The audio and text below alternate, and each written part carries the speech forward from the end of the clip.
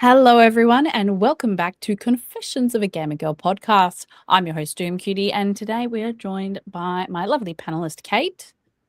Good evening, everybody. Good evening. And this lovely lady that we have here, who's where is she? Where is she? She is Emily. Hello, welcome back, I should say, to Coag. Thank you. And here without my worse half. How good for me. Yes. It's girl time. You get girl time this time, Thank you so and much. I love that for deserve you. This. You definitely do. You definitely do. For those of you who don't know and are like, what is going on? And who is she? She will talk about herself very soon. But if you haven't gone to our YouTube channel, you will see that she was a part of the Confessions of a Gamer couple series, and herself and the lovely Promethean came on there and talked about all the juicy things that happen in TTRPG, which, I mean, I will talk about this very soon, but I kind of bought dice the other day, and I may or may not have watched I think they're New Zealander, but it's called Gungeons and Dragons, and this guy did it with a bunch of kids, and I'm like, That's so cute. How do I get my children to play with me? So yeah, that might be happening soon. I'm so proud of you. Thank you. My children are very I guess creative, so I really wanted, it's a good way to teach them some literacy and get some, some vocabulary into their life. Working together as a team, all that kind of stuff, character building, world building, all that good stuff. So yeah, watch this, guys, because I might have to create a video on how to indoctrinate your children into playing Dungeons and Dragons with you. Because I'm sure there's probably already a bunch of cult videos just like that. There's how do we get your children into it? Post short form content, and it's like running a game for my kids sort of thing. And it's really cool. Like, I kind of wish I had something like that when I was a kid, because like I used to love writing when I was a kid, but never really pursued it or anything like that. It's really cool. There's a bunch of cool shit. Yeah, no, definitely great. Okay, Emily, who are you and what do you do? Tell everyone. That is a loaded question. Hello. I'll introduce myself the exact same way I introduce myself every stream. I'm Emily. I'm the producer, GM or Dungeon Master, and Chief Executive Thirst Master over on a channel called Hexes and Vexes, where I run D&D games and other like little random one-page role-playing games that you can just pick up and play. And when I'm not doing that, I'm an actual play performer on a bunch of different channels or playing video games and not enjoying any free time. Yeah, I am convinced that Emily is so into her hobbies that they are an additional full-time job. They absolutely are, for the record. No, that's awesome. And I love that you're a dungeon master. I love that you're always putting yourself out there like that and trying new things. Were you painted blue or green the other day? Or you made this? I wasn't. Promethean was painted red. Oh, right. Yeah. And I had like, I need you to know this is the first time I've ever like done anything close to cosplay. Like, I had a full wig and a full fit. And we were in public, and it was really nerve-wracking, but it was a ton of fun. It was great. That's for a new project that we're working on at the moment, so it's fun. Yes, it's like a Love Island slash D&D. I don't know. D&D, yeah. If D&D and Love Island had a baby, and it was Australian and weird, this is what it would be. Yeah, that's exactly it. It's like that and The Traitors mixed into one, I guess, and Survivor. So like, premise being, we've cast 50 people, predominantly Australian, New Zealand based, with some like sprinklings from around the world. And the entire thing is like, what if you put 50 D&D characters on an island? Then they're just there to find love, not fight monsters. But 10 of them are actually secret assassins that are trying to kill everyone else off. So it's kind Kate's of fun. like, We've just started filming. application where? Yeah, I'm not against the concept. It actually sounds fantastic. Well, the idea was like, how do we like D&D is so hard to explain to people that have no idea what it is or like any of that sort of thing. So like, my sister's a huge reality TV show fan, and like me trying to explain what I do, like when I'm not working, she's like, I don't get it, and that's fine. I didn't get it for so long, so I don't know. I kind of wanted to reach people like her, and Yeah. like give her something consumable that she could be into without having to understand all of the rules of like D&D. Which is a good idea, because I think for a lot of people, including myself, D&D seems overwhelming more than it probably is. You know, like it probably seems like it will be near on impossible to get your head around as an adult doing a million other things and being like, okay, if I'm going to sink myself into D&D, I'm going to need to learn it. And it seems so overwhelming. But you give them something to watch that's a bit, you know, funny, something they know and can relate to, then they might be more inclined to actually look and see it's not as difficult as they think. Yeah, and also sometimes watching people play D&D can be like, and I say this as someone that does this on the internet, like it can be like a bit of slog. Sometimes you're watching like 4 hours of battle and it's like people just rolling dice and saying, I would like to hit the thing now. And like for me, that's one of the like roughest, grittiest parts of D&D, where it's like I kind of get a little bit bored by that, even as a player and a GM. So like, how can we make it the most consumable thing possible? And reality TV was the easiest way to like do that, and also different and fun and really stupid. Definitely. Yeah, I think creating I guess a common like entry to that world is really cool. And I think D&D is one of those things where you can literally walk into pretty much any world and actually combine it with D&D just because of how transformative that game is. Yeah. I like, my number one thing that I've always said is D&D is just like a framework for whatever I want to do. Because like I don't have all of the deep understanding of all of kind of the things that contributed into making D&D the fantasy game that it is. Like, I don't have all of those reference points. I'm a newer nerd.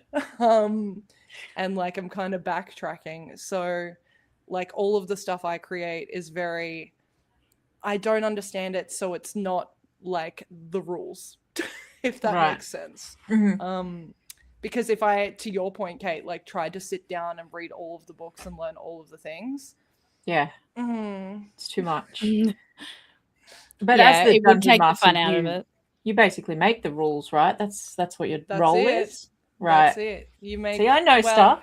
I know. You got a framework. It's like, hey, here's your skills as a character, and here's kind of like how you run a game, and you can run it in these worlds. But like, a lot of people will be like, well, fuck those worlds. I want to make my own, which is exactly what I did as a first-time DM, which is actually not recommended at all. They're like, no, you have to learn the rules first, and then you can do that. So you wanted to run before you walked. Yeah. I get it. I get it. Like, if I create the world, then I'm the god of the world. So if I get a rule wrong, it's my world. Like, you can't tell me what to do. I am the GM. Yeah, correct. I'm sorry. I'm sorry. Are we playing? I'm so chess down with that. Here? Yeah, exactly. Yeah. We were just talking before, because I know for a fact that when my world, my job, my family, all that kind of stuff gets busy, my hobbies take a hit.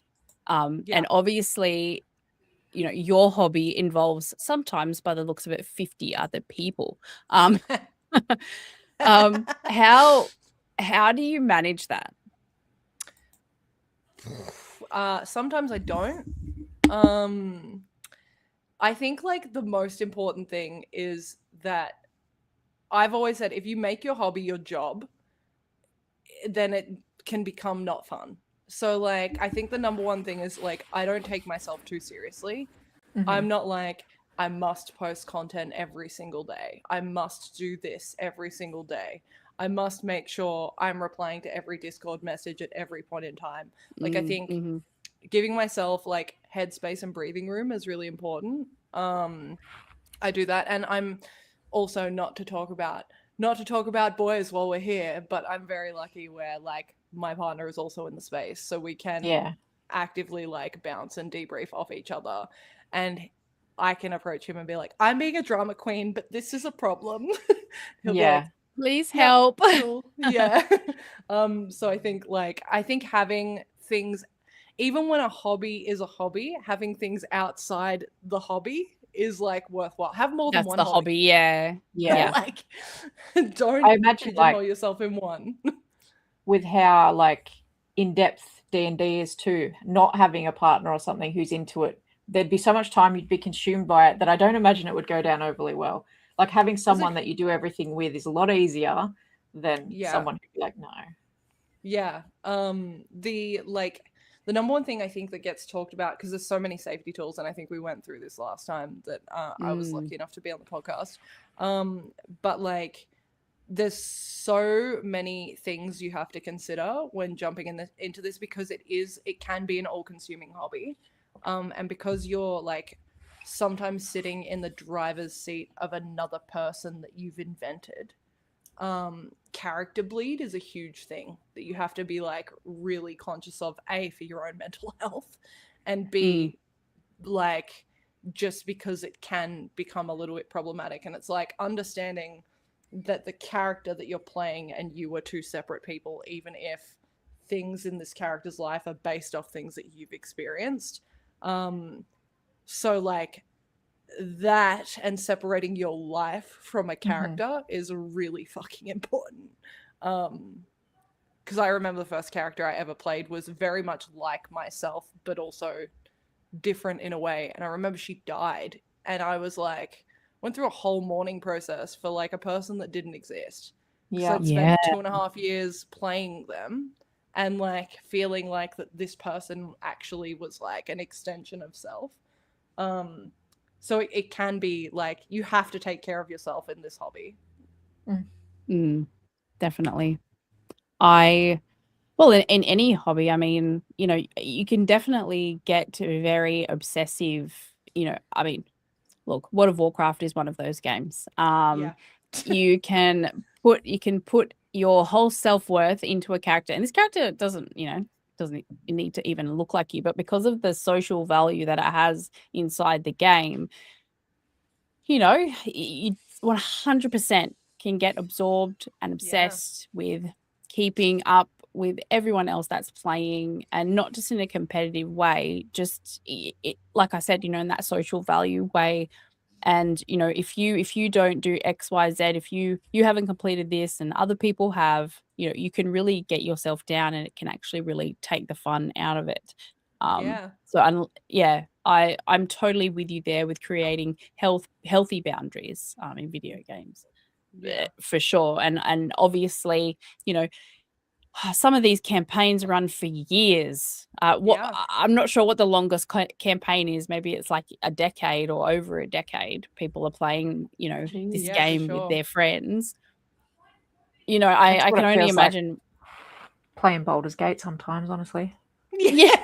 Baldur's Gate is like that. I've been playing that for a year and a half. I've been playing that for a year and a half. We're like, and the girl that's like leading us through it, she's like, we're not even halfway through, guys. Yeah. And I'm like, okie dokie. I fully threw myself into Baldur's Gate, and like I did a run with a bunch of friends, and then I had like my own run as well.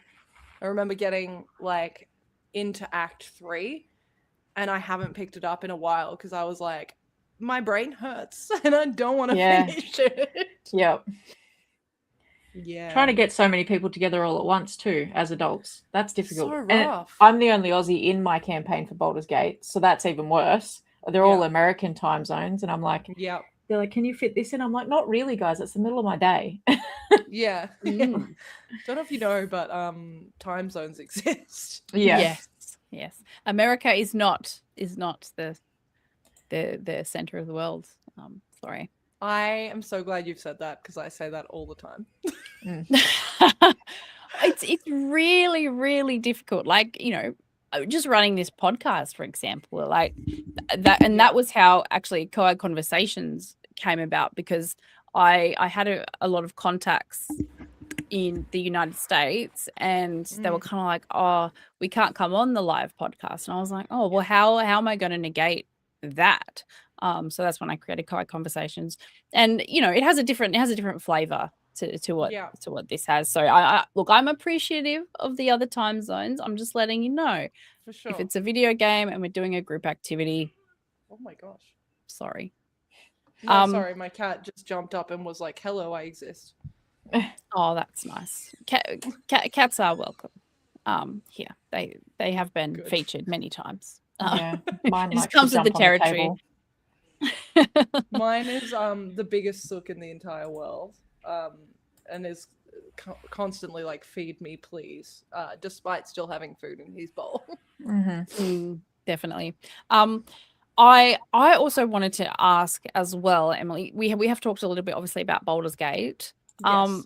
Do you feel like, and kind of similar to how your, you know, Fuckbart Island videos are going to potentially get people into D&D, do you think that Baldur's Gate 3 kind of was the entry level for a lot of people? Did you feel like, you know, the meetups and the groups that you were in, did all of a sudden, was there this explosion of people that wanted to jump in? I think it's a second wave, because I think the first wave was Stranger Things. I was going to say Stranger Things, surely. Oh, really? For sure. Yeah, Stranger Things. See, I haven't watched it. It's Oh, too 80s for me. If something's too 80s, like, I don't know, I don't like it. Stranger Things, I don't know amazing, and for Stranger sure, Things I love. D&D. Yeah, and I don't. So do the characters play? It. Yeah, they do. Yeah, and like a lot of the a lot of references to a lot of things. Yeah, a lot of the stuff that happens is very D&D adjacent. Like Vecna, who is like one of the big bads in Stranger Things, is a monster from D&D. So like I can pull up Vecna and have you all fight Vecna. Right. Which we know how to now, so it's fine. Yeah, I think I just saw a comment come up. Critical Role definitely had an impact. I think Critical Role had a niche impact because that was like people that kind of already understood tabletop role-playing games. Critical Role was huge for D&D, and still is huge for Twitch. I think last time I checked, they own 40% of viewership on Twitch, which is absolutely fucking wild. 40%. 40%, yeah. Holy moly. Yeah. And that's a bunch of voice actors from video games that play D&D. Yeah, right. Yeah. So like, you know, Ashley Johnson, who plays Ellie from The Last of Us, is one of the characters. Like Matt Mercer. She's got her own podcast too. She's wonderful. Yes. Yeah. But like that, I think Critical Role, Stranger Things were kind of like the big things in two different sides of communities. Like Stranger Things was very much for people that didn't really know, or maybe had heard about it back in the Satanic Panic is what we call it, from like when D&D came out years and years and years ago before I was born. And then Critical Role was more for people already kind of semi-integrated into the community. I think Baldur's Gate was like a second wave of that. So like it was a cool video game that uses a lot of it's D&D, but it's a video game. Yeah. There's some rules that are not right, but that's okay. It makes you feel better. I don't know what I'm doing when I'm doing it, so the rules, I don't even know what they are. So yeah, even me understanding D&D, I'll be like, wow, hope this works. Yeah, that's literally what I do every time I roll the dice. I'm like, is that enough, guys? And they're like, no. I'm like, was that good? Next time, I guess. Did I succeed? Please. That's me to anyone that like is my GM though. I'm like, please, did that work? But what if it worked though? Yeah. Can I go again? Yeah. Is Can I have another it go? my turn? Can I? that was just a warm up roll. Can I? I forgot the bonus bit. I forgot to add my bonus. Can we do it again? Yeah, I didn't add my rune or whatever. I don't even know. I didn't. That works. That's fine. I honestly, I think that's why I have always had kind of like a parallel interest to this, and it's simply because of the whimsy. You know, it's an intellectual whimsy. That's how I feel like I can describe it. And I really love that. It feels like a very safe place for women to be, mostly. Yes. Outside of the creepers. Yeah. I do know that there's actually, I can't remember the name, and I think it's American, but they have pastel little dice boxes. I can't remember what they're called. And they're women only games. I think it's Girly Pop Tabletop, or maybe yes, I'm wrong. Girly Pop Tabletop. Yes, that's the one. Yeah, I actually really love that focus, and it just takes all of the meta out of it. And I think you've touched on that a little bit in our conversation so far, but I think people can get quite serious and quite black and white rules. This is how it is, and you know you've got Emily here who's like, I'm the boss bitch. Like, I can do what I want. Give me romantasy. Like that's what I want in my D&D games. Yeah, that's fine. If your character wants to be like, you know, asexual, that's fine. But you got to write it down, Bob. If you don't write it down, I'm going to get things to flirt with you. I'm just saying. Like, because this is my game. That's where safety tools are actually genuinely important, and like why, you know, we talk about lines and veils a lot in this, and it's like, what are my hard lines? Please don't touch this when we're playing the game. Versus like, what am I okay with but maybe need some warnings? There's a lot of like intricacies to it. But like we have, particularly for my game, and also for something like Fuckbud Island, which is very like, you're probably gonna die. Also, people are gonna be flirting with each other, and like that is the thing of the game. It's like we have a whole checklist of things. It's like, are you comfortable with this? Are you comfortable with this? Are you comfortable with this? And like, luckily Pro's done this part of it, because my brain would absolutely explode. He's created like this spreadsheet of all 50 people's like can do, can't do, won't do, don't touch, stay away from, actually no, I really want to do this. And so like every time we run a game, we like pull up all of the names, and like one of us is running the game and the other is like keeping tracks of all of the topics and making sure that like only the people that are cool with it. But like a lot of people, to your point about asexuality and sexuality generally, like there's a lot of people that say that they discovered their gender identity or sexuality by kind of exploring it in a space where they can put a name to it that isn't them. Like I remember my ex, I spoke a lot about my character being bisexual, and I'm a bisexual woman. And he got real weird about it, like a bunch. And I was like, wow, but you know that I'm bisexual, so this is weird. Yeah, but like I thought that's just something that women say, you know? Correct. And like my character ended up having a full-blown like romantic relationship with a woman, and he was like so weird about it. And like, you know, I don't want to shit talk him or shame him or anything like that, because that's that's fine. He was working with the set of tools he had. It's all right. Yeah, it was just an interesting thing, but like it was cool for me because like, you know, it can be scary to talk about those things, particularly in front of like people who don't necessarily know these things about you, or like it was a fun little like exploration of a character / self, which was nice for me. I love that. It does kind of give you a bit of a veil over top of being able to gauge the reactions of those around you. And you can be like, oh, you know, this is what's happening. And then you see how they react or whatever. And you can be like, that's just my character. You know, turns out I don't like you. And 100%. Like me and my partner ex-partner would fight in the game all the time. And then we'd go home and we'd be fine. But as soon as we started talking about the characters, which is probably a red flag, like I'd be like, nah, your character's a fucking dick, dude. Like, But I modeled him after me, and I'm not a dick. Yeah, but Well, that's he just was because your very, character like, likes hero. girls. Anyway, we don't need to talk about him. He's living his best life without me. So No, that's fine, and you're living your best life without him. Correct. Is he to spill a little bit more tea? Is he still in the community? No, fuck no. So you brought him to play, or he left? This is a really interesting story, and I want to be really clear. I don't want to shit talk the X podcast, but I was a part of a group called Fate's Grip that ran for a couple of years beforehand. It was really like my actual intro into playing D&D, so I have like a lot of love for it and a lot of respect for it. And it started out of a group of friends. We all worked together in real world, and when COVID happened, we started playing online because that was the only thing that we could do. So we'd like yank up a Zoom call and start playing.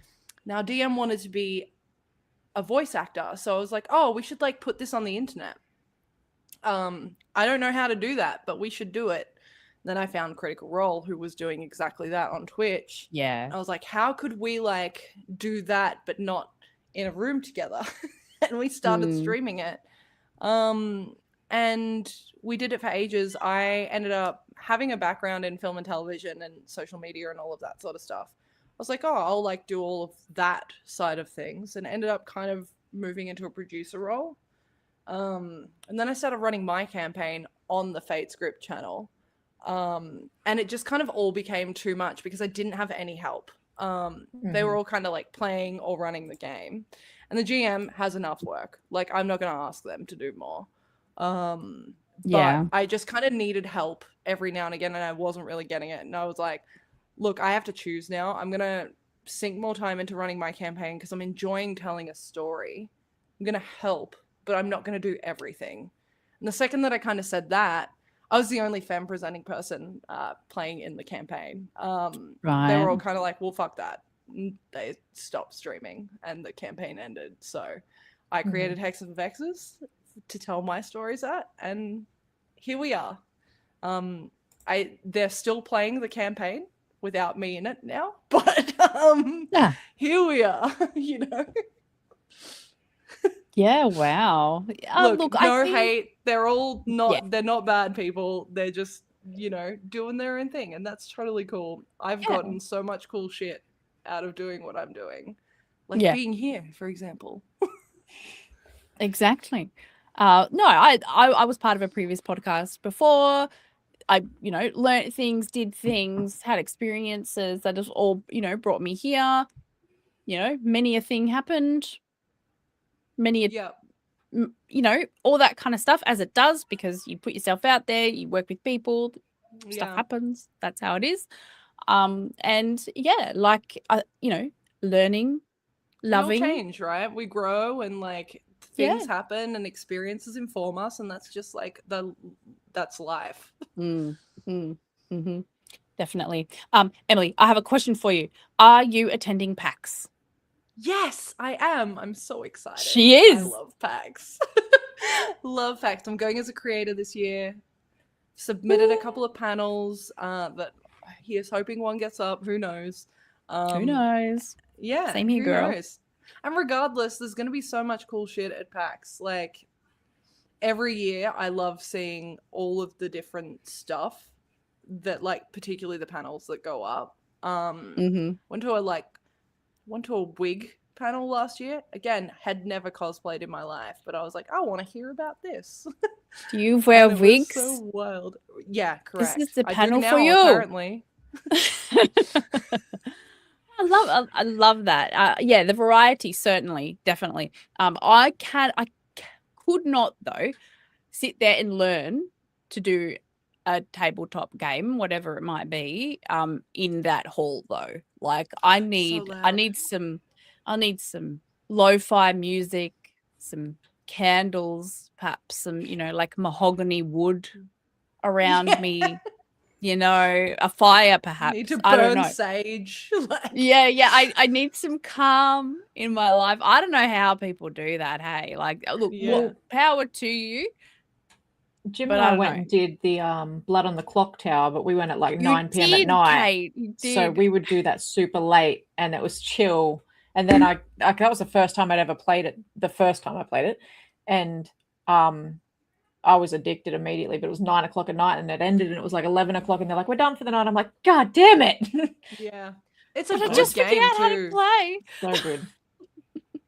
So For much the betrayal. first time last year, because I've been, I want to say 4 times now. For the first time last year, I got to play a game on the floor. I've never done it before. I'm always like trying to catch up with people or like see what other people are up to. But we played a tabletop game called Candela Obscura, which is like basically similar to D&D, the difference being it's very horror coded and very like secret society coded, which is a lot of fun. I had a wonderful GM by the name of Hexelia, who is just a fucking awesome human being. And she ran it for us, and it was genuinely like, it was a little but because we were 7 till 9 p.m. I think it had calmed down a little bit by then, and I was like, thank God for that. Yep. Okay, I'll take that Got to take the under nighttime advisement. slots. Mm-hmm. Yes, yeah. So if anyone wants to dip their toes in packs, go for the later ones. If you go for D&D though, don't do the Adventure League stuff. Don't do like the competitive stuff. You've got to find the whimsy ones, because those ones are real rules lawyery. Like, that's not the way to learn D&D. Yep. So wait, what is this competitive? Like, I'm not gonna lie, I don't even understand it. Like, it's so. Is it like the last one to be alive, or I don't is know, it? But I think it's like, Is it levels or something? I think from what I understand, it's just crunchier is the best way to like describe it, in the way that like how I say, I like fuck the rules, whatever. It's very like no, the rules are this. Oh, and this right. is the rules, Okay. and do not stray the from army of D&D. Yeah, we take it very seriously, and this is how it's done, and you know. Okay, so don't do that one. All right. Yeah. Gotcha. Hey, if you want me to run you a game, I'll run you a game. That's fine. You just gotta ask. There you go. There you go. Do I get to roll dice? If this panel goes through, I get to bring my own dice. Yeah. I have so many dice. I need you. So like, this is sitting beside my desk. Hold on. This is all of my dice. Ooh, lovely. There's so many dice, and I just want to buy them, and I'm like, they're for a thing, and I'm like, yeah, but I want them anyway. But they're pretty and they're shiny. Can I just say, Kate, parenting hack. If your child can't figure out something or can't decide something, just say, if you roll a 3 to 1, it's yes. If you roll a 4 to 6, it's no. And they roll the dice, done. You're right. Yeah. I need dice. You're right. Yeah. Because I did that with my daughter the other day. I was like, because EB Games was having 50% off. And these are like the cheap dice, right? But it was like 50% off the $5 dice. I was like, these are $2.50. This is cheaper than like the flower ones that I saw on Shein or got advertised to me from Shein. And I'm just like, I can't say no. So I got like 5 packets, because I was like, that's $10. If I can find anything shiny and pretty, I don't care what it is. Like, I want it. 100%. I have dice. I have dice that I bought at PAX that I absolutely didn't need, never used, and they sit there, and I have no regrets. Yeah. I have like this one. This has a whole flower in it. Like, it's the whole bud of a why flower. wouldn't you buy it? Yeah. Correct. Why wouldn't answer. You? I did hold, I think, I can't remember, my first PAX that I went to, I held a D20, but it was like a really expensive one, and it was like $600 or something, and I was like, can I hold it? Jesus. And they were like, yes. And then I held it. That's wild. I don't have one that expensive. I do have this though. This is like a little gelatinous cube. I don't know where his face is, but he's just like a little cube. And he's a little guy, and he's got a little angry face on him. He reminds me of those knuckles you used to play. You'd throw them up and catch them on your hand. Oh, yeah. That's what it reminds me of. Yeah. But shiny. Yeah. But I got him in like a little like a little lucky dip. I got to like put a coin in and like a gumball machine and turn the thing, and he came out, and I was like, yay. I don't know what I'm gonna do with him, but now he exists. Okie dokie.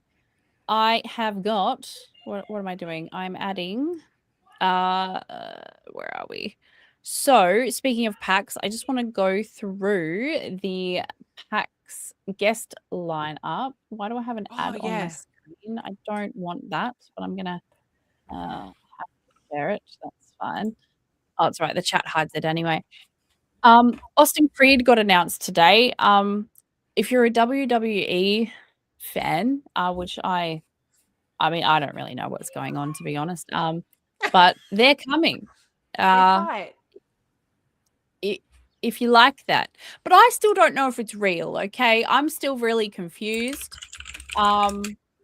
Is WWE real?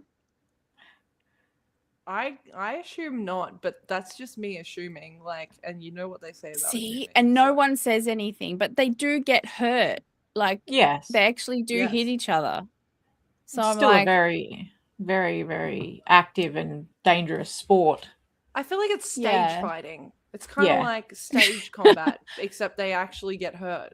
It's like when martial arts do their, routine fights. But okay, all right. Well, he's going to be there because he apparently has been released from the WWE. See, that just sounds like a prison.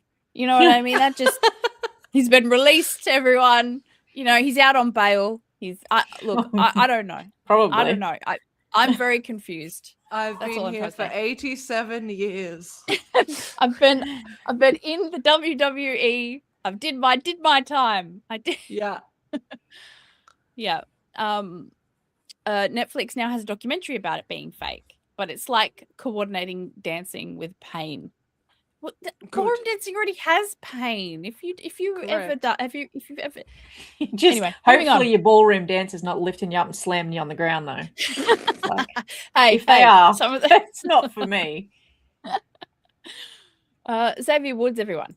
Mick Gordon, my man. Mick Gordon said on Instagram that he would sign my poster. So and that was not last year, the year before. So yeah. You're going to print that out? I think print out that he said it and take it with you. I am so intrigued by sound design and composition that, like, this is really cool. Yes.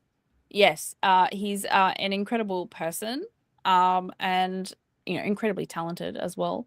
So, yeah, we'll be definitely get him to sign that Instagram comment. I should. That's really funny. Definitely should. Mick, I'm coming for you, buddy. Heard it here first. Totally clipping this so that and I'm going to tag you again just in case Don't you worry, forgot. Mick. It is a threat. Good. Please don't take my creator pass away. Gregory Loudon, game director at Saros. I'm not 100% sure who this is, but they're going to be there. Hell yeah. Does anyone know who this is? Nope. Can't say I do. There you go. Hold on, we'll find out. I'm Googling it. It's an action game developed by Housemarque and published by Sony. There you go. There you go. Sony. Yeehaw. Good games, Morley. My home people. Morley. Yes. We love Morley in Western Australia. If you don't know, they're iconic on Instagram, on their social medias. They create their clips. They've been cool enough to, film and waste time at work to put that on social media, and I'm so here for that. Aaron, Violet, and Riley, panelist, and a meet and greet. I can go to a meet and greet anytime to see these guys. But you know what? You guys don't. So, yeah, definitely get around them, support them because they're very funny. They do great work. I remember the first time I ever walked in there because they sell pop vinyls in there as well. And I was just looking at the pop vinyls, but I didn't know at the time that they were running a competition day. And so I had a quick little squiz at all the things people were doing. And they had all the cameras set up and everything. It was very cool. It's very cool. But yeah, and they were very lovely to me. Being a girl walking in there who looked like she was lost. Which, by the way, like, is actually genuinely a cool thing. Because, like, I've been into game stores where people are like, oh, do you know what you're looking at? And it's, shut up, for starters. Like, make me feel I let the comfortable. store tell me what I want and need, okay? That it's like Kmart. Every store is Kmart for a girl. I don't know how you guys shop, but literally, I know what I like, what stands out to me, what is going to speak to me. That's what I'll purchase. Yeah. What's speaking to me today? Yeah, what's shiny? But yeah, even at my ripe old age of 35, and like I said, I went to EB Games on the weekend, I walk in there and they still look at me like, are you lost? Are you lost? Are you... Or like Dolphin in the comments, are you shopping for your boyfriend? Yeah. Or I like to go in there and just be like, my boyfriend said there's like this game he wants, and just see what they do, you know? Just see what shit they say. Something. I just don't know what it is. Like, who am I calling? It's like, I know it's got like guns in it. But I think there's no girls, which is good, right? Yeah. Oh, like, no. He never plays like girl characters. So yeah. Yeah. Like, he only plays the good games. Yeah. So do you have any of those? Yeah. Oh, yucky.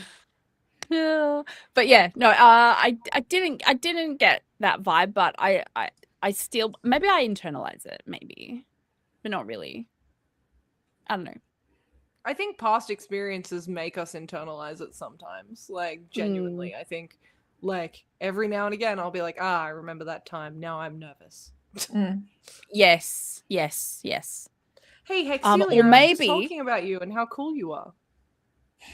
Sorry, that's continue. it. Or maybe I don't feel like the person behind the counter, you know, like they might be a bit young, and I'm like, oh, like, no, am I supposed anyway? Doesn't matter. I'm not gonna lie, there have been times where I've gone into like EB Games in particular, and I'm not even gonna pretend, and I walk in and some young whatever walks up to me and they're like, can I help you? And I'm like, honey, I know more than you do, sweetheart. No.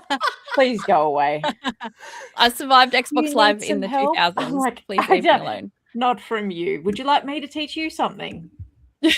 I'll never forget my sister. My younger sister was into gaming before I was. Like, I was into D&D, but she was into gaming, and she played a lot of Fortnite, a lot of Call of Duty, like a lot of that sort of stuff.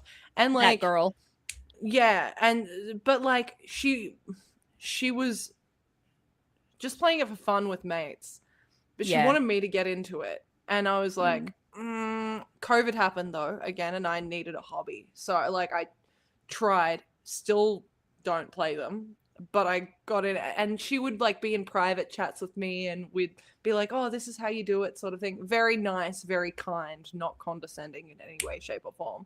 She was like, okay, but now I'm gonna get on the mic, and she was like, you're just gonna be able to hear me. And I was like, okay. And she gets on the mic, and I remember the first time she did it, and this is my little sister. She's like, yeah, what's up, motherfuckers? Let's go. And she was playing Call of Duty at the time, obviously. Yeah, and I was like, what the fuck is happening? And she, like, absolutely destroyed everyone. Like, she was killer. And I was just like, I can never play this game. She's too much of a badass. Yeah, that's it. Well, I can tell you that these guys, they're badasses, but in a good way. Toshio Foxclon Morochi, global community producer, Final Fantasy 14. Roman numerals. I don't play Final Fantasy. I did jump in to a game, and I was like, wow, I really don't know what I'm doing. But I can appreciate that this will have a huge turnout on this panel. Also, community producer, that's cool. Like, What a cool role. Yeah, global as well. Yeah. They were like one guy for the world. Do you know how hard it is to manage a Discord server? Like, imagine managing global. I don't know how Imagine a hard few it is to manage a billion small people. Discord server. Wild. That's all right. He gets paid to do that. Most of us are It's just hard enough just managing a group chat, let alone anything else. Yeah, Oh, yeah, you're right. You know what? The Don't even family group chat? No, Oh. not for me. Oh, no, the worst. School parent chats and school sports. Yeah. I've never met joined... more stupid people in one space. I'd like to thank respectfully my body for deciding that my mind and my body for not having children yet. Well, and also maybe that ever. girl with Thank the you. list. Thank you. Sorry, let me just clarify. Ever. And that's not a fuck parents thing, because like I love kids. No, I get it. They're not for me. They're not for me. I get it. I really do. Enjoy for me. Yeah, well, if you do like arguing with people, it might be the place for you, really. Lenore Zan, actress and author. Marvel vs. Capcom, X-Men vs. Street Fighter, and Marvel Rivals. Love that. Love that. Love Marvel her Rivals coat. is going off, by the way. Like, it is absolutely going off. Mm-hmm. Yes. Yes, it is. It's huge. Not that I play it, because it's one of those things that I don't know. I've never really, it's Overwatchy, you know, and I've tried to play that, and I don't know. I can't get the hang of it. Maybe, yeah. Is your sister sweaty there too? Oh yeah. Yeah. That was the one that I think whoa, traffic outside. But yeah, no, that was one I got into, and I got a bunch of people into it with me for a bit. I think we had like a group of like 10 of us like versing each other in custom games for a while. Nice. Where like I think I could get into Marvel Rivals. It's just like it's not. I have too many games downloaded at the moment. I cannot commit to another. Yeah. No, definitely. Yeah, no, I think when you mix nostalgia with something new, I think that's always you're gonna bring in a new audience, and the old audience is automatically gonna be like, well, I got to try that, right? Yeah. I think that's the recipe for success there. And, you know, I guess a Fortnite in the same breath, you know, they know how to print that money, you know what I mean? Because We're of that. Living in the nostalgia era right now. That is quite literally. Yeah, that's it. But Lenore Zan is Australian born Canadian, by the way. Used to be a politician. Best known for voicing Rogue in X-Men the animated series, and its Disney Plus revival, X-Men 97. Yeah, so keen. Yeah, she's also 66, so we love that. She does not look 66. No, she doesn't. To be fair, if I was I guess I am kind of a personality now, but if I was like that kind of level of a personality, I probably would spend time on my appearance. Michael Christopher Koji skincare routine. Yes. Yeah. Now, a localization director for Final Fantasy. That might be something different to the global community. I need to look up these roles. These are fucking cool, dude. Yeah, localization director sounds made up. I'm not gonna lie. But I mean, I'm just learning about these new professions.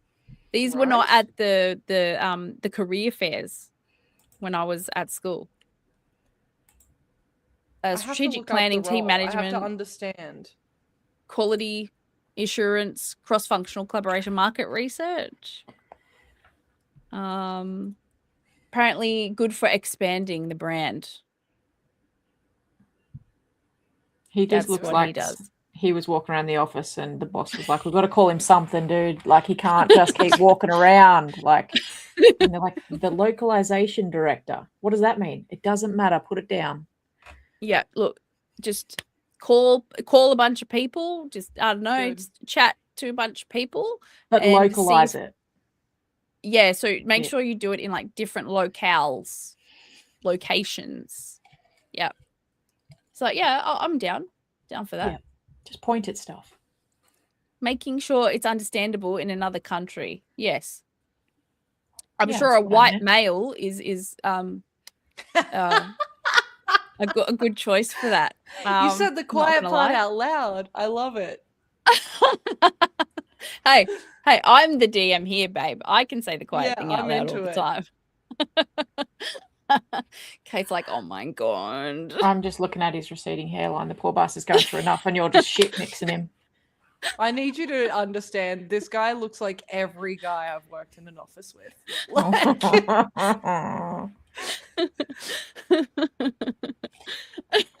Oh, my abdominals hurt.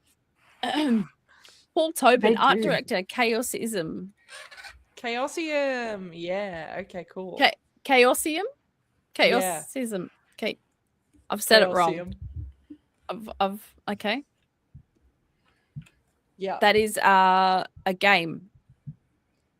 That is a game. Call of Cthulhu, Rune Quest. Yeah. Is that right? They do a bunch I of got them. that They right? do a bunch of Call of Cthulhu is huge. Yeah, I it know that is one. very, very similar. Again, I'd say it's similar to D&D. It's absolutely not. The Law Rights, who I think was in the chat earlier, who I am doing Fuck Butt Island with, run a Call of Cthulhu campaign on their channel. It's like the difference is like instead of 99% of the time, like instead of like rolling to be alive, you're rolling to keep your sanity. So you can absolutely go insane in the game, and like it's very like eldritch horror coded. It's cool. Founded in 1975. Wow. Yeah. That's a flex. Huge cult following. All right, I've still Paul, never I like played. you. I like you. You got the coag approval there. Doesn't even have a receding hairline. No, he doesn't. Yeah, no, he doesn't. He might have one of those glue-on toupees, which is fine. That's just like hair extensions. So girls can have hair extensions, boys can have that. It's all right. Isabel Carmody, author, the Ober Newton Chronicles, the Legend Song Saga panelist, book club community meetup host. Book club. Ooh, that's book cute. club. I love like a book club. Any book club? Like I can bring any books. Like Spot the Any dog book. with the flaps you open. Look, I'm bringing Harry McClary. I don't care what you people say. Harry McClary. I'm bringing a Choose Your Own Adventure book. Oh my god, yes. I'll trade you one. I'll bring one as well, and we'll exchange your own adventure books. Excellent. Sounds good. Australian writer of fantasy, science fiction, and young adult literature, best known for her post-apocalyptic Ober Newton Chronicles. She began the series at 14, later expanding into works like The Legend Song Saga, The Legend of Little Fur, and The Kingdom of Lost. She has written 40 books. That's wild. And she's also another 60, a sexy 60, 68. And we love that. A redhead. We love a redhead. Probably problematic, but it's okay. I'll allow it. I just dyed that's my what they hair say, from right? red. Yes, I know. You still got it in. You're in red inside. It's okay. I'm red on the inside. Yeah. Yeah. Actually, that'll be I think amazing. we all technically are. Like, yeah. If you're white, you got a little bit of that, surely, somewhere down the line. Yes. So I think that book club community meetup sounds wholesome as fuck, and I hope that I can attend it because that will be very cute. Do the Superman catalogs count as books? Are they graphic novels? Just comics? They have words in them, so yes. Look, we just say that so it depends. Yeah. Are you just looking at the pictures? Yeah, like you have to actually read the words. We say the title. We allow comics as reading for the boys that don't want to read, because there's actually a massive gap for boys. Like, so eventually, like, they go into puberty and like books aren't relatable to them, and I'm not 100% sure why. There's probably a lot of research out there about that, but yeah, comics and other things kind of fill that space. And then I think that's maybe where, like, you know, the male magazines are either about cars or about titties, and then they end up liking titties more sometimes, and then that's how the porn thing happens. Which, I think fair. Yeah, fair, obviously. absolutely. That's more captivating than, you know, I'd be more interested in them than the cars, I'm going to be honest. Yeah, hard same. If you combine them, you really get like that cross section of that niche. Really, If you could Yeah, get a still- car with titties, then I feel like that's right. That's right. Who else? Who else is on this list? Ifni. Oh gosh, I'm gonna Iffy Nawade. Iffy? Mhm. Nawade. Actually, Dropout TV looks very charismatic and funny. Yep, that'd be right. Very funny. Very funny. Yes. We love Iffy in the TTRPG community or in the D&D Yes. community. Yes. Fans. He's very cool. Yes. Jim met him multiple times at PAX last year and intentionally didn't let me meet him, but it's fine. It's not a big deal. Wait, Dropout multiple TV times? is Yeah. hilarious. He ran Wow. into him. He just kept running into him over and over when I was just happened to be somewhere else every single time. And I'm like, yep, no worries, it's fine. Just hide me from him. It's not a big deal. It sounds like Jim needs to do some introductions. This is true. Don't say it's year. not true. I'm not doing this. You know what you do. I'm not fighting you on the podcast. We'll save that for the Discord. Just happy accidents. John Robertson. I've He's not my attended favourite. one of these. Oh my God, Neither I have love him. But I've Oh my heard God. so many good Yeah, I things know. about I it. know. What are you doing? I know. This It's is always a, this fallen is a on must. karaoke night, and is a like must. we've always done karaoke, and it runs at the same time. So like, Oof. If you can, you've got to, because it's amazing. I've seen it every single year I've gone. And every single year it's different, because it has to be different, because it can never go the same way once. it's okay. Karaoke's on a different night this year, so Good. I will be absolutely making an effort to go to this. You've just got to, I will say this, if you want to go, try and line up early, because last year we nearly didn't get in, and we weren't late. We were early. There was a massive lineup, because he's very good. Okay. Yeah. No, I've only heard positive things. But I am with Dolphin here. Do they have to announce him every year? Yes, because he's hilarious. Plus, last year he did a shoey out of Coyote's freaking prosthetic leg, so that alone gets him a shout out. Like, I ain't even kidding. That happened. Good. That seems like even more unsanitary than a shoe. I don't know why. Probably is. You know how many dead skin cells would be in there? I'm sure Coyote gave it a little wipe out, you know. Oh, seems like he'd be nice like that. Jasmine, that a bronze girl baller, performer, game developer, content creator. I'm just digging the gloves. I'm into the look. The look is a look. Promethean Definitely. Dawn. I love the photos that these people chose. Like, they look fabulous. I feel like a lot of them picked yellow as well, which is good. But yes, so she live streams on Twitch, that bronze girl. If you do want to look her up, she is a tabletop RPG player, part of Critical Role, if I'm not mistaken. You don't know? Just that bronze girl, you know? I don't know, but I also haven't watched Critical Role. She was in the the Reslayers take. Appears in the Critical Role produced podcast, the Reslayers take. Cute. Love that. Yeah. She was also one of the 4 writers that assisted Matthew Mercer in the lore creation of Marquette.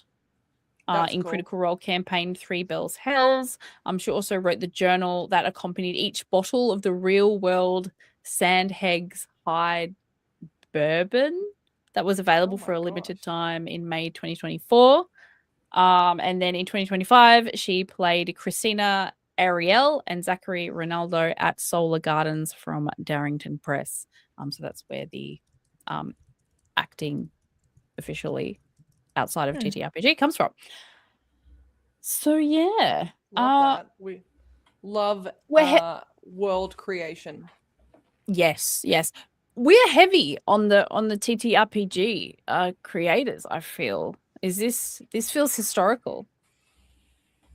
Yeah, I think as well. Like people and like the cool thing about TTRPG is D&D started booming, and now everyone's like, but what else is there? Yeah, and so like TTRPG has expanded a bunch because like people don't want as crunchy anymore, which is where like Candela is great. Daggerheart is out now, and like the pick up and play stuff is so much fun, and it's so stupid, and it requires so little understanding of anything. I'm really into the one-page stuff. It's really cool, which hopefully I get to inflict on you, Doom Cutie. Yes, I'm so nervous. Not gonna lie. Fine. We also have Cinderis cosplay judge, which is awesome. Holly Longdale, my girl. I love that. I'm really hoping that I can at least meet her, because that will just be the best thing ever. Soylent cosplay is Soylent. Yes, love Soylent. We do. We love her here at Coax. She's been on the potty. We love that. Spicy Tie Design, another cosplay judge. The Gem cosplay as well. So yeah, those are all of the lovely guests and what days they are appearing. Yeah, really excited. Yeah, the one pager, it's gonna be fun to watch me be uncomfortable. Because that's I feel like we should do it separately, not at PAX. If it doesn't get up, we'll just do it on a stream or something. Okay, deal. I'm down. Yeah, I'm down for it. Yeah, we can drag Kate in as well. It'll be great. Okay. Then you can. I think everyone can roll dice. Yes. Yeah, I knew I was going to get to roll dice. I'm gonna have to buy some new dice. Yeah, I got into the one page thing because I wanted to do something stupid for Halloween. And there's a one pager called Dead Channel, and it's basically described as like, you know, those VHS style horror movies that are B grade and terrible that you used to like. Well, you're gonna play a character in those movies, like, and it's so much fun. It's so stupid. Yeah, that sounds awesome. Yeah. I adore it. Almost as much as I have adored Emily from joining us today. It's been a hoot, my darling. We've talked about pretty much anything and everything, which is why I love the conversational nature of this podcast.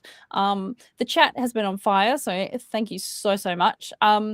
Really are looking forward to seeing you all at PAX this year. If you don't already know, we haven't confirmed the exact time and date, so that's still TBA, but we have confirmed our community meetup.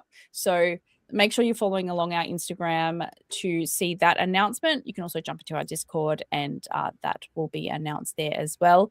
And look forward to all of the goodness of these panelists, special guests. Potentially myself and Emily will have panels as well at PAX. So PAX it up.